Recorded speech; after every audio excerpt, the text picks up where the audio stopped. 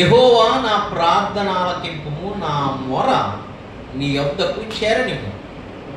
నా కష్టదినమున నాకు విముఖుడివై ఉండకుము, నాకు చెవి యొక్కుము, నేను మొరలిన నాడు త్వరపడి నాకు ఉత్తరమిమ్ము అని చెప్పుకుంటూ పొగ ఎలాగ ఎగిరిపోవునట్లు నా దినములు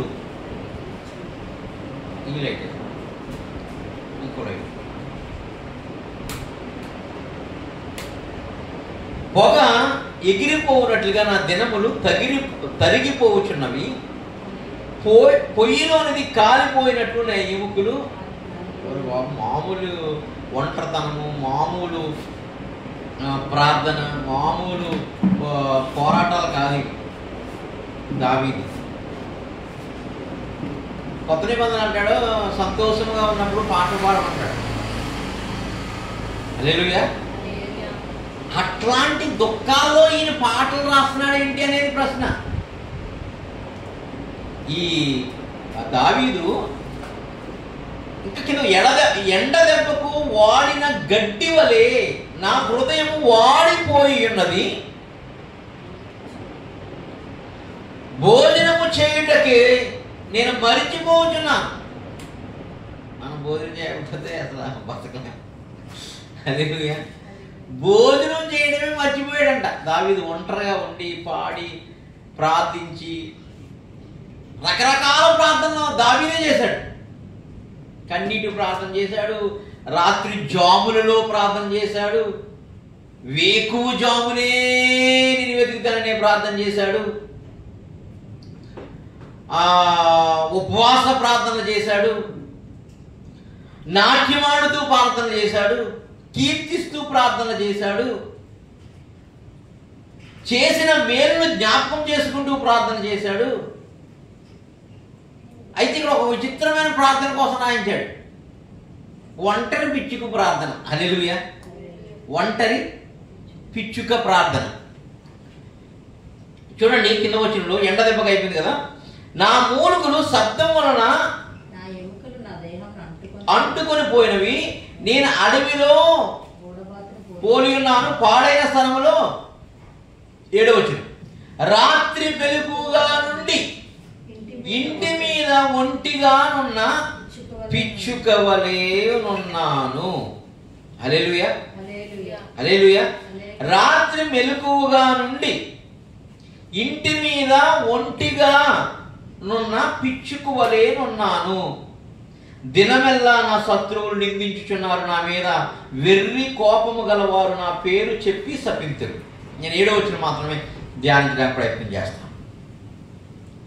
పిచ్చుక కోసం కూడా యేసుప్రభు వారు చెప్పారు, ఇంకెవరో చెప్పలే. దావీదు చెప్పారు కొత్త నిబంధనలు. పాత నిబంధనలో కొన్నిసార్లు మాత్రమే రాబడింది. కొత్త నిబంధనలో పిచ్చుక కోసం మాట్లాడింది యేసుప్రభు మాత్రమే. ఎందుకు?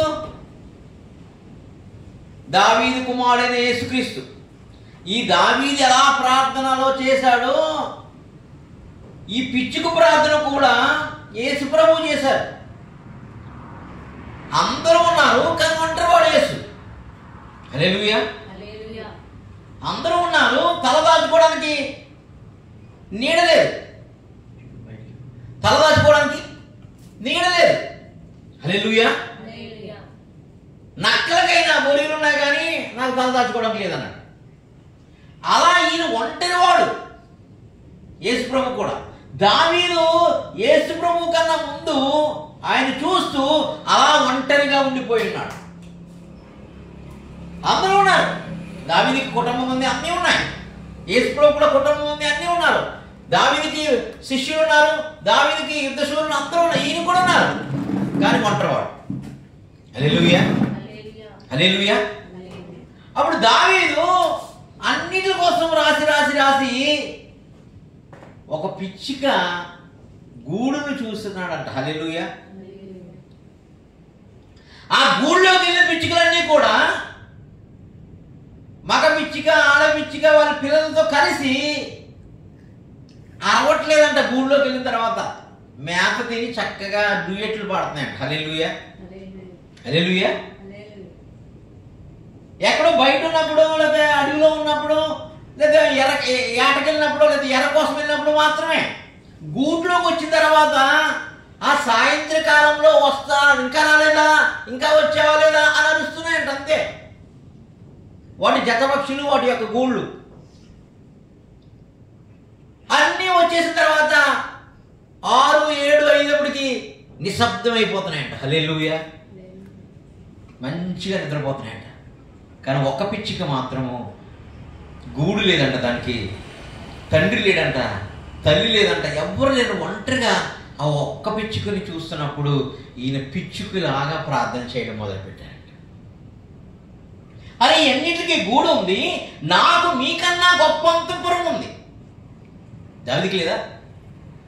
కానీ అంతఃపురంలో వెళ్ళడానికి నాకు అవకాశం లేదు. ఇవి ఆ అంతఃపురంలో వెళ్ళి చక్కగా పాటలు పాడుకున్నాయి, ఇక నిద్రపోయే సమయం వచ్చినప్పుడు నిద్రపోతున్నాయి. కానీ రాత్రంతా మెలుగుగా ఉందంట దావీదనే ఒంటరి పిచ్చుక. ఆ ఒంటరి పిచ్చుక కుమారుడే యేసు. ఆయన కూడా ఈ రాత్రంతా మెలుగుగా ఉండి ప్రార్థన చేయాలన్నాడు. హల్లెలూయా.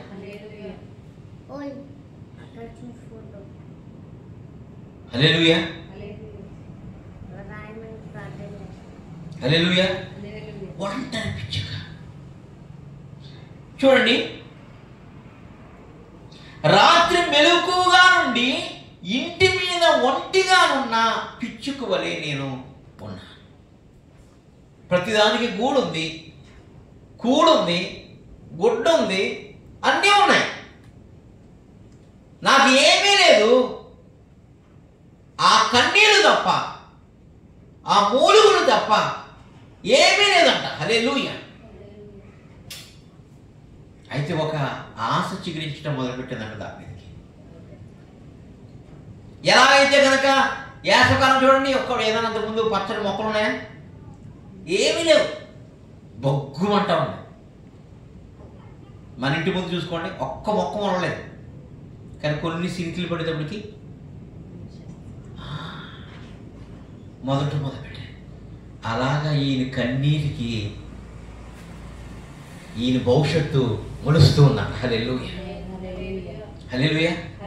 ఈయన కన్నీటికి, ఆ నీళ్ళకి ఎలాగైతే గనక ఎండిపోయినటువంటి ఆ భూమిలో ఆ నీళ్లు పడినప్పుడు, ఆ వర్షపు చుక్కలు నీళ్లు పడినప్పుడు, ఆ నీటి బిందువులు భూమిని తాకినప్పుడు ఆ భూమిలో ఉన్న వేడంతా పోయి ఆ చల్లదనం అంతా వెళ్ళి, ఆ చల్లదనానికి ఆ విత్తనం నాని అది మొలకెత్తి ఎలాగైతే గనక మంచి సువాసన, మంచి వాసన, మంచి పచ్చదనము, మంచి ఆ పచ్చదనంలో వచ్చిన ఆ మొక్కల్లోంచి వస్తున్న గాలి, పువ్వులు ఎట్లా పరిమళాన్నిస్తాయో అట్లా ఇతను ఎండిపోయిన స్థితిలో ఒంటరిగా ఉన్న అతని కన్నీళ్లు అతనికే ములిపించడం మొదలుపెట్టిందంట దర్శనం. హల్లెలూయా. పచ్చగా ఎలా రాబోతున్నాడో చూస్తున్నాడంటే ఈయన. రాబోతున్న కాలంలో ఇతని పరిపాలన ఎలా ఉండబోతుందో చూడబోతున్నాడంట. హల్లెలూయా. మన జీవితంలో నీ కన్నీళ్ళు ఏమీ వృధా కాదు.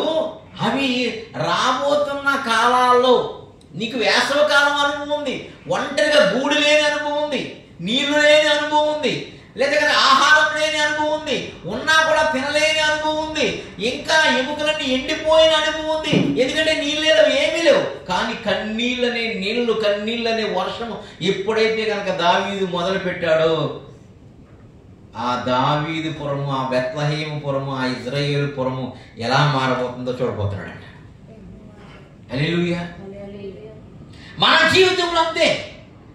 దావీదులాగా ఒంటరిగా ఉన్న పరిస్థితుల్లో ప్రభువు నిలబెట్టినా కూడా నీ కన్నీళ్ళు నీకు నీ దర్శనాన్ని చూపిస్తూ ఉంటారు. నీ కన్నీళ్ళు, నీ ప్రార్థనా కన్నీళ్ళు నీ భవిష్యత్తుని కనపరుస్తూ ఉంటారు. నీ ప్రార్థనా కన్నీళ్ళు నీ జవాబులన్నిటికీ మూటలుగా కట్టలు కట్టి భూమి మీదకి దిగి వస్తున్నట్టుగా చూపిస్తూ ఉంటారు. హల్లెలూయా. కాబట్టి ప్రార్థిస్తున్న మనము విశ్వాస సహితమైన ప్రార్థనను మనం చెప్పాను మీకు. నేను విశ్వాస సహితమైన ప్రార్థన రోగిని స్వస్థపరుచును. ప్రార్థన రోగిని స్వస్థపరుచును కాదు. విశ్వాస సహితమైన ప్రార్థన రోగిని స్వస్థపరచును. విశ్వాస సహితమైన ప్రార్థన నీవు అడుగుతున్న దానికి జవాబునిచ్చును. విశ్వాస సహితమైన ప్రార్థన నీ దర్శనాన్ని నెరవేర్చును. విశ్వాస సహితమైన ప్రార్థన ఆత్మలో చేయు ప్రార్థన. హల్లెలూయా. అందుకని దావీదు దేవుని హృదయానుసారుడు అని చెప్పడమే కాదు, పరిశుద్ధ వరములు కలిగిన వాడు. హల్లెలూయా. అందుకని ఈయన విశ్వాస సహితమైన అభిషేకం వచ్చింది నా మీదకి, రాజుని అన్నారు నన్ను. అందరేమో 10,000 అన్నారు. యేసుప్రభుని ఏమన్నారు? అసలు ఇట్లాంటి ఏంటి, ఎవడో పుట్టాడు అన్నారు. యేసుప్రభుని చూసి ఆ ప్రవక్త పుట్టాడు, ఈ ప్రవక్త పుట్టాడేమనుకున్నారు అందరూ. ఆయన అడుగుతున్నప్పుడు నా కోసం ఏమనుకుంటున్నారంటే ఇర్మియా ఏలియా మళ్ళీ పుట్టాడేమనుకుంటున్నారండి, పలానా ప్రవక్త మరలా పుట్టాడేమనుకుంటున్నారండి, యోహాను మరలా పుట్టాడేమనుకుంటున్నారు, ఇట్లా అనుకుంటున్నా. కానీ వచ్చేటప్పటికి అసలైన శ్రమ వచ్చేటప్పటికి ఒక్కళ్ళేడు ఒంటరి అయిపోయాడు. అలాగే ఉంది పరిస్థితి. 10,000 అన్నారు దావీదుని, ఒంటరి అయిపోయాడు. ఆ ఒంటరితనంలో తన విశ్వాసపు ఆత్మతో చేస్తున్న ప్రార్థన, ఆయన ఆత్మతో చేస్తున్న ప్రార్థన, ఆయన కన్నీటితో చేస్తున్న ప్రార్థన భవిష్యత్తును చూస్తుంది. కాబట్టి భయం లేకుండా ఉన్నాడు, దిగులు లేకుండా ఉన్నాడు, చింత లేకుండా ఉన్నాడు, చీకు లేకుండా ఉన్నాడు. దాన్ని ఎత్తిపట్టి ప్రార్థన చేస్తున్నాడు. మనం ఆ ప్రార్థన చేయాలి ఇప్పుడు. హల్లెలూయా.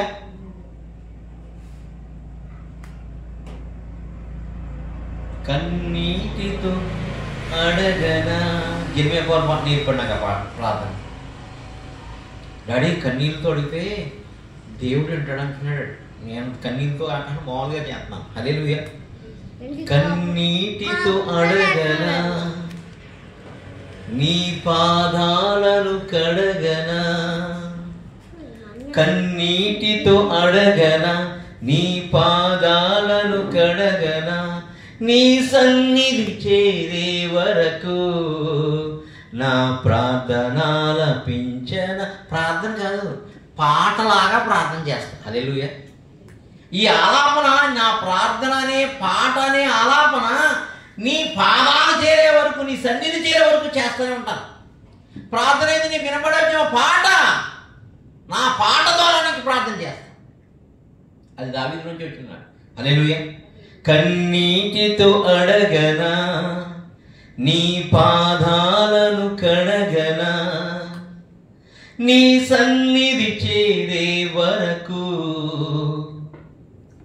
నా ప్రార్థనాలపించనా. అయినా కూడా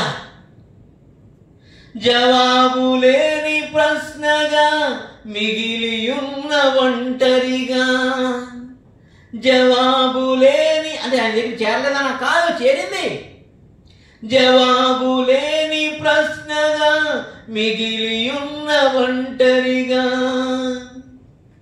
కన్నీటితో అడగనా, నీ పాదాలను కడగనా. హల్లెలూయా. కన్నీటితో కడుగుతుందంట ఒక ఆమె వచ్చి పాదాలని. ఆమె పిచ్చి కాదు, మామూలు పిచ్చి కాదు. అందరూ ఆ రోజు మంచి బిర్యానీ తింటా ఉన్నారు. ఆ ఇంట్లో అందరూ మంచిగా ముస్తాబాయి వచ్చి ఉన్నారు. కానీ ఈ పిచ్చికి మాత్రం ఏదో తింటాక రాలే, ఏదో ఆశించి రాలే. కన్నీటితోటి ఆయన పాదాలు కడిగి ఆమె తల వెంట్రుకలతో తుడుస్తున్నట్టు ఆ పిచ్చిక. పేతురుతో చెప్తున్నాడు ఆయన, అక్కడ ఉన్న వాళ్ళతో చెప్తున్నాడు, ఈమె కదా అసలైన ప్రేమికురాలని. హల్లెలూయా. అంటే ఆమెకున్న విశ్వాసం ఏంటంటే, ఆమెకున్న విశ్వాసం ఆత్మ ఏంటంటే, ఈయన నా పాపాలన్నింటినీ క్షమిస్తాడనే కన్నీటిని కాలుస్తుంది తప్ప, ఆ కన్నీటిలో ఆమె పాపాలన్నీ కొట్టుకుపోతున్నాయి తప్ప, ఆమె శాపాలన్నీ కొట్టుకుపోతున్నాయి తప్ప, ఆమె భవిష్యత్తు అంతా ఆమె చూడగలుగుతుంది. హల్లెలూయా. హల్లెలూయా. కన్నీరు భూమి మీద పడితే, నీళ్లు భూమి మీద పడితే ఎట్లా అయితే మొలకెత్తుతుందో, ఎండిపోయిన భూమి ఎలా అయితే కనుక చిగురిస్తాదో, ఫలిస్తాదో, పుష్పిస్తాదో, సువాసన ఇస్తాదో, నీ కన్నీటి కూడా మొలకెత్తుతుంది. నీ కన్నీటి ప్రార్థన కూడా మొలకెత్తుంది, నీ కన్నీటి ప్రార్థన కూడా చిగురిస్తుంది, నీ కన్నీటి ప్రార్థన కూడా పుష్పిస్తుంది, నీ కన్నీటి ప్రార్థన కూడా ఫ్లాగ్రెన్స్ ఆ సువాసనలు వస్తాయి, నీ కన్నీటి ప్రార్థన కూడా బలభరితమైన ఫలాలు పండుతాయి. వృధా కాదు నీ కన్నీరు. హల్లెలూయా, హల్లెలూయా. అలా ఒంటరిగా పిచ్చుకులాగా కన్నీరు కారుస్తూ ఉన్నారంటే, అందుకనే మీరు బహు శ్రేష్ఠులు అన్నాడు. దేనికన్నా? పిచ్చుకుల కన్నా అన్నాడు. చిన్న పిచ్చుకతోటి నన్ను పోలుస్తావా అనేది పెద్ద ప్రశ్న. ఇప్పుడు అనేకమైన పిచ్చుకుల కంటే మీరు బహుశ్రేష్ఠులు. అసలు మన శ్రేష్టత్వము పిచ్చుకతో పోలుతాడు దేవుడు. అంటే పిచ్చికి ఎంత శ్రేష్టమైందో చూడండి. ఆయన దృష్టిలో పిచ్చిక ఆయన కొరకు ప్రార్థిస్తున్నప్పుడు, ఆలాపిస్తున్నప్పుడు, తన ఆహారం కోసం, తన పరిస్థితుల కోసము కన్నీరు కాలుస్తున్నప్పుడు ఆ పిచ్చుకను చూసి ఈయన పాట రాస్తున్నాడు, ఆ పిచ్చుకను చూసి ఈయన ప్రార్థిస్తున్నాడు, ఆ పిచ్చుకను చూసి ఈయన మూలుగుతున్నాడు, ఆ పిచ్చుకను చూసి ఈయన కన్నీరు కాలుస్తున్నాడు. నేను ఒంటరి పిచ్చుకనని చెప్పుకుంటున్నాడు దావీదు. ఎందుకు చెప్తున్నాడంటే, ఆ ఒంటరి అనే పదం పక్కన ఎప్పుడు పరిశుద్ధాత్మ దేవుడు పెట్టే ఆన్సర్ ఏంటి తెలుసా? 10,000 మంది. హల్లెలూయా. ఒంటరి అనే పదం దగ్గర పరిశుద్ధాత్మ దేవుడు పెట్టాలనుకునే ఆన్సర్ ఏముందంటే కనుక 10,000 మంది. ఒంటరి అయిన వాడు 10,000 మంది అన్నాడు. ఆ 10,000 మందికే నేను ఒంటరి చేస్తాడైనా. ఆ ఒంటరిలో నీ విశ్వాసం ఏంటో, నీ కన్నీరేంటో, నీ దర్శనం ఏంటో, నీ ప్రార్థన ఏంటో అక్కడ పరీక్షించబడిన తర్వాత ఆ 10,000 మందిని దగ్గర తీసుకొస్తాడు. హల్లెలూయా. మరి ముందు 10,000 మంది ఉన్న వాళ్ళు పారిపోతారు. హల్లెలూయా. తర్వాత 10,000 మంది వచ్చిన వాళ్ళు మాత్రం యుద్ధంలో నిలబడతారు. హల్లెలూయా. ఎటువంటి వాళ్ళు తెలుసా? సింహము కన్నను, చిరత పూలు కన్నను ఇంకా ఎక్కువ స్పీడ్ పరిగెడతారంట దావీదు దండులో ఉన్నవాళ్ళు. హల్లెలూయా. అందుకని ఆ పిచ్చుకను చూసి దావీదు ఆలాపిస్తున్నాడు, కీర్తిస్తున్నాడు, స్తుతిస్తున్నాడు, కన్నీరు కాలుస్తున్నాడు. నేను ఒంటరి అనుకున్నాం అన్నప్పుడు ఆ ఖర్జూరపు చెట్టుకి 10,000 గూళ్ళు కట్టుబడి ఉన్నాయట. ఏంటి? 10,000. ఆయన చూస్తున్న చెట్టుకి 10,000 గూళ్ళు కట్టవాలి. ఆ గూళ్ళలో అనేక పిచ్చుకలు సేద తీరుతూ ఉన్నాయట. ప్రభు అంటారట, నువ్వు ఒంటరి అనుకుంటున్నా చూడండి, అవి 10,000గా ఉన్నాయి కదా, ఆ 10,000 కన్నా, అనేక పిచ్చుకుల కన్నా శ్రేష్ఠులు అనే డైలాగ్ అక్కడేసి ఎక్కడ రివీల్ చేస్తున్నాడు. మీరు అనేక పిచ్చుకుల కన్నా బహుశ్రేష్ఠులు. హల్లెలూయా. ఆ పిచ్చుక అమ్మబడుతున్నప్పుడు దానికి వెల ఎంతని కూడా నేను నిర్ణయిస్తున్నాను అన్నాడు కొత్త నిబంధన. అంటే పిచ్చుకకు ఎంతకు అమ్మబడాలో, దానికి ఉన్న సామర్థ్యం ఏంటో, దానికి ఉన్నటువంటి విలువ ఏంటో కూడా, దానికి ఉన్న రేట్ ఏంటో, దానికి ఉన్నటువంటి ఆ ఆత్మీయ రేట్ ఏంటో కూడా ప్రభువుకి అర్థమవుతున్నప్పుడు దానికన్నా 10,000 రెట్లు శ్రేష్టమైన పిచ్చుకో నువ్వు అన్నాడు కదా. మరి నీ విషయంలో ఆయన ఎంత కృప చూపించబోతున్నాడు చూసుకో. నీ మీద ఎంత ఆస్తిని, ఎంత జనాలని, ఎన్ని సంఘాలను, ఎన్ని ఆత్మలను పెట్టుబడిగా పెట్టాలనుకున్నాడో చూసుకో. మనం అనుకుంటే ఒంటరి ఏమీ లేదనుకుంటా. హల్లెలూయా. 10,000 మంది వచ్చుదురుగాక, 10,000 మంది వచ్చుదురుగాక, 10,000 మంది వచ్చుదురుగాక. వాళ్ళ మామూలు కాదు, యుద్ధములో దండులో కొలువుండేటువంటి వాళ్ళు, వేటగాళ్ళు, శూరులు, వీరులు, ఖడ్గము తిప్పే వీరులు, శూరులలో సింహాన్ని చిరుతుబోలని చీల్చేసినటువంటి శూరులు వాళ్ళు. అట్లాంటి సూర్యుల్ని ఇస్తాడు. అంతకు ముందు ఉన్నటువంటి సర్కిల్ ఏంటంటే కనుక అరణ్యములో, ఎడారిలో ఒంటరిగా పిచ్చుకులాగా నువ్వు పరీక్షించబడతావు. ఆ పరీక్షలో నీ కన్నీళ్ళే, నీ విశ్వాసమే, నీ ఆత్మలో ప్రార్థనే, నీ భవిష్యత్తుని, నీ దర్శనాన్ని, నీ సమస్తాన్ని, నీ పొరుగుని అది బయలుపరుస్తూ ఉంటారు.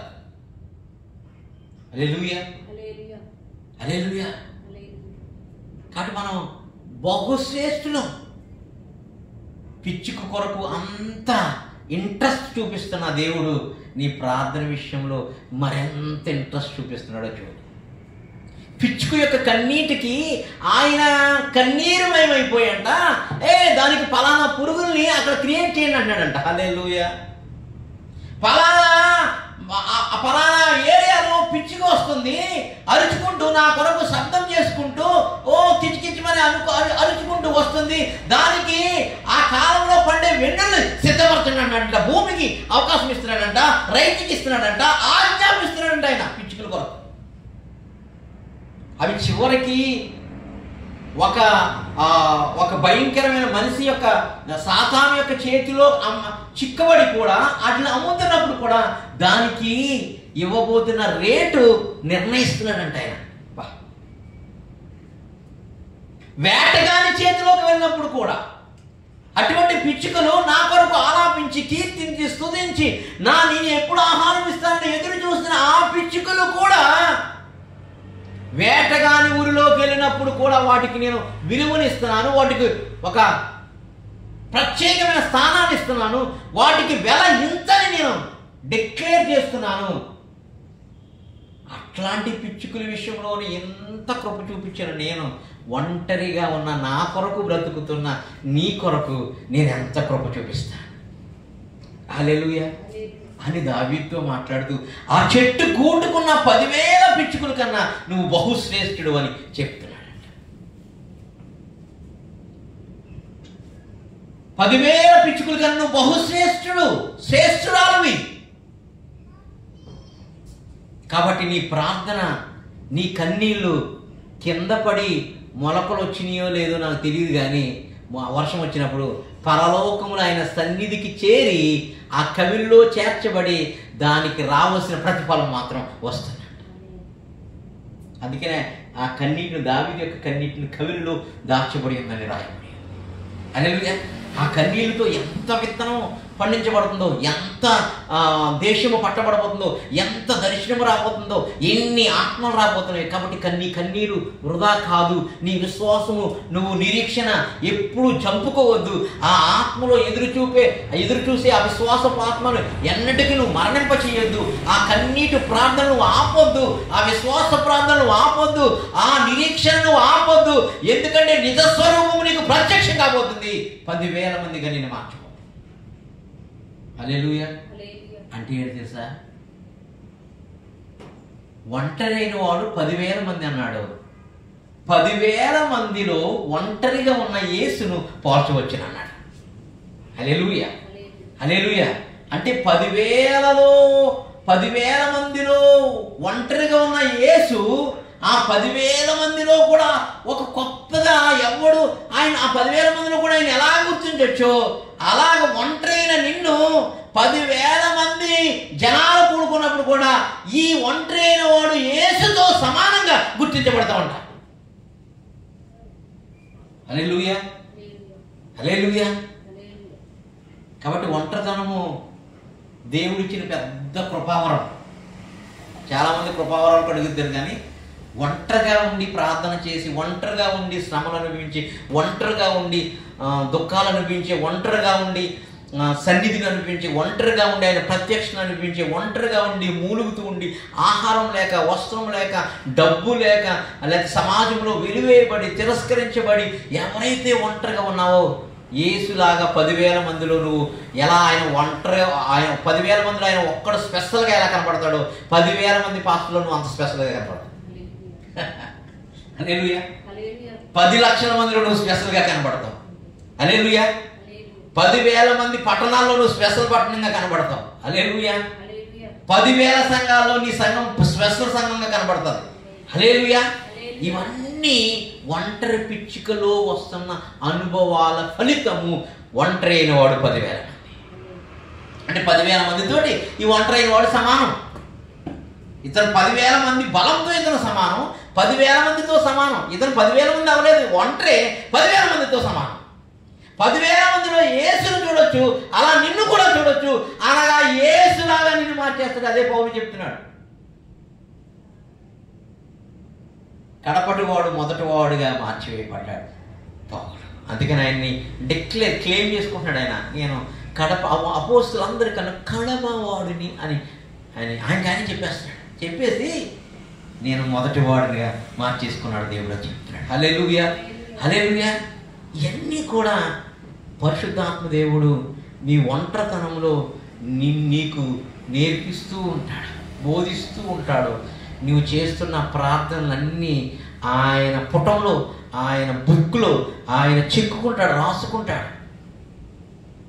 అందుకనే ఆ కన్నీటితో ఉన్నటువంటి ఆ కన్నీటి 40 సంవత్సరాల కన్నీటి పర్యాంతం కన్నీటి మయమైపోయినటువంటి, కన్నీటితో గుంటలు పడిపోయి శరీరం అంతా కుళ్ళిపోయి క్షీణించిపోయినటువంటి ఆయన మాత్రమే ఆ మాట రాయగలుగుతున్నాడు. నా మాటలు సీసములో పోతపోయేవాళ్ళని అన్నాడు. ఈ మాట ఎవరు? యోబు. కన్నీటితో వచ్చిన మాటలు అవి. సీసముతో పోతపోయండి మాటలనే, పుటం వేయండి మాటలనే. ఇవి ఉండాలి ఈ మాటలు, నేను చెప్పిన మాటలన్నీ. ఎందుకంటే ఒక రెట్టింపు ఆశీర్వాదాన్ని తీసుకొస్తున్నాయి. హల్లెలూయా, హల్లెలూయా, హల్లెలూయా. ప్రార్థనలు కాచి వేచి ఉన్నా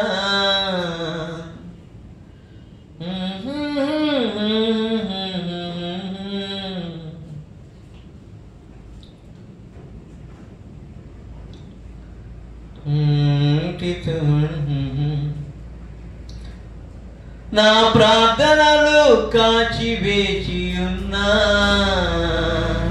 నీ కృప కొరకే ఎదురు చూస్తున్నా.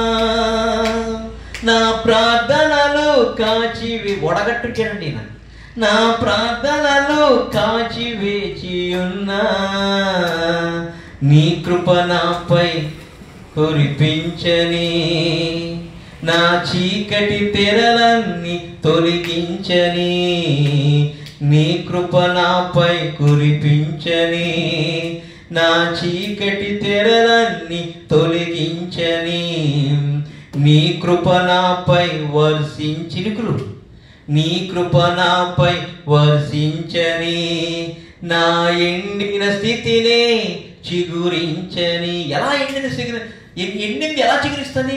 వర్షం పడినప్పుడు, నీళ్లు వచ్చినప్పుడు. ఎలా నీ జీవితం ఎండిపోయిన జీవితం చిగురిస్తుంది? నీ కన్నీటినే నీకు చిగురుంది. హల్లెలూయా. నీ కన్నీటిలోనే నీకు చిగురుంది, నీ కన్నీటిలోనే ఫలం ఉంది, నీ కన్నీటిలోనే నీ సువాసన ఉంది, నీ కన్నీటిలోనే నీ పచ్చదనం ఉంది, నీ కన్నీటిలోనే నీ కోపం ఉంది, నీ కన్నీటిలోనే నీ ఐశ్వర్యం ఉంది, నీ కన్నీటిలోనే సమస్తమని దాచించాడు. నువ్వు ఒంటరి కాదు, 10,000 మందితో సమానం. ఆ 10,000 మందిలో యేసు ఎలా ఒంటరిగా ఉన్నా 10,000తో సమానంగా ఉన్నాడు. పోల్చదగిన వాడు ఉన్నాడు. నిన్ను కూడా అలా పోలుస్తాడంట ఆయన రూపులోకి. అందుకు ఒంటరి చేస్తాడు.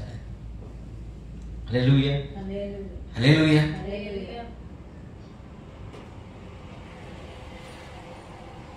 కాబట్టి మన ప్రార్థనలు వృధా, నీ ప్రార్థనలు నా ప్రార్థనలు వృధా కావు. ఈ ఒంటరితనం కొంతకాలమే. హల్లెలూయా, హల్లెలూయా, హల్లెలూయా, హల్లెలూయా. ఆ ఒంటరితనంలో కూడా యేసు మనతోనే ఉన్నాడు. మన ప్రార్థనల వైపు ఆయన చెవులు పెట్టి ఉన్నాడు, ఆయన కనుదృష్టి పెట్టి ఉన్నాడు, ఆయన హృదయము వింటూ ఉంది. హల్లెలూయా.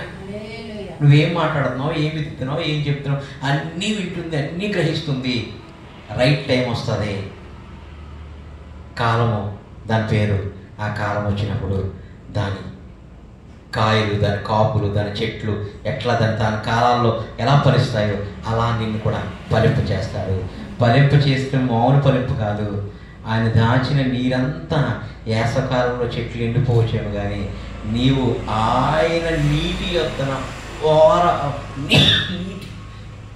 నీటి యొద్ద ఓరన నాటబడిన చెట్టులాగా మానక పచ్చగా ఉంటావు, మానక కాపులు కాస్తావు. హల్లెలూయా, హల్లెలూయా.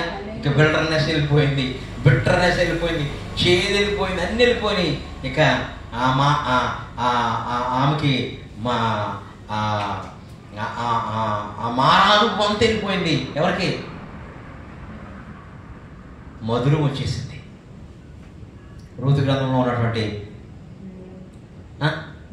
నయోమి గారికి. ఎందుకంటే వచ్చి ఎక్కడ పడ్డది?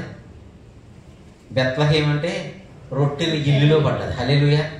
నువ్వు రొట్టెలు ఇల్లులో కాదు, నేతి రొట్టెలు ఉన్న ఇల్లులో పడతావు. హల్లెలూయా, హల్లెలూయా, హల్లెలూయా. తేనె పుట్టలున్న ఇల్లు పడతావు. హల్లెలూయా. పాలు తేనెలు ప్రవహించు ఇల్లు పడతావు. అదే మన వాగ్దానం. నీకు పాలు తేనెలు ప్రవహించు దేశం ఇస్తాడు. అది అక్కడే అనుభవించడం కాదు, ఇక్కడే అనుభవిస్తావు. నీ విల్డర్నెస్ అంతా దాటిపోయిన తర్వాత, అనగా ఈ 40 సంవత్సరాల అరణ్య భూమి అనుభవము ఆ ఇజ్రాయేలుకు దాటిపోయిన మరుక్షణమే, యోర్దాను అనే ఉప్పొంగుతున్న ఆ నది చీలిపోయిన మరుక్షణమే పాలు తేనెల భూమిలో ప్రవహించేశాడు.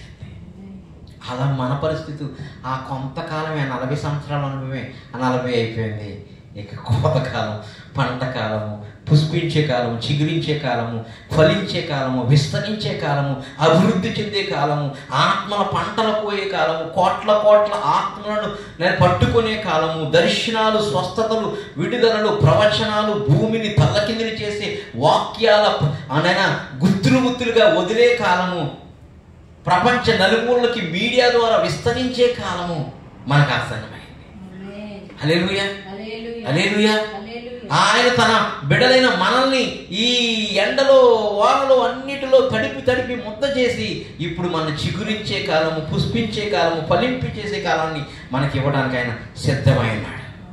అందుకని మనకి సమయము సమీపించింది.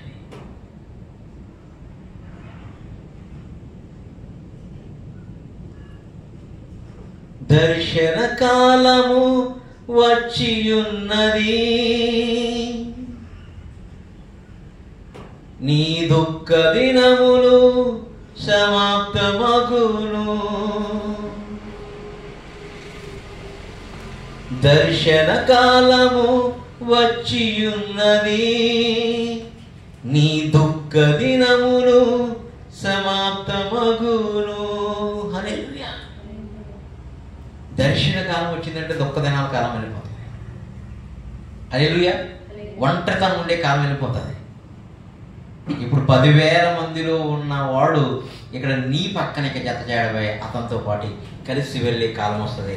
అది దేవుని సన్నిధిని అనుభవించే కాలం, దేవుని అభిషేకమును అనుభవించే కాలం, దేవుని రాజ్యాన్ని విస్తరింపచేసే కాలం, దేవుణ్ణి సర్వలోకానికి ప్రకటించే స్వార్థ కాలము పరిశుద్ధాత్మ దేవుడు మనకి ఇస్తూ ఉన్నాడు. హల్లెలూయా. కాబట్టి పిచ్చుకలా నువ్వు చేస్తున్న ప్రార్థన వృధా కాదు. దానికి పరిశుద్ధాత్మ జవాబు సిద్ధం చేసి ఉంది. అది మన ఆశ్రయపురాల మీదకి, ఆశ్రయపురాల్లో ఉన్న బిడ్డల మీదకి అది దిగి వచ్చి గొప్ప పంటను భూదిగంత వరకు పండించే వరకు, మన పరుగును కడముట్టించే వరకు ఆ కన్నీళ్లు ఆయన సన్నిధిని తడుపుతూనే ఉన్ననే. అది దుఃఖంతో వచ్చిన కన్నీరైనా పర్లేదు, సంతోషంతో వచ్చిన కన్నీరైనా పర్లేదు, ఆనందంతో వచ్చిన కన్నీరైనా పర్లేదు, ఆయన పాదాలను తడుపుతూనే ఉందాం, ఫలాల పంటను కోసుకుంటూనే ఉందాం. అట్టి కృప పరిశుద్ధాత్మ దేవుడు మనకు అనుగ్రహించును గాక. సదాకాలం ఆయన కృప మనకు తోడైనను గాక.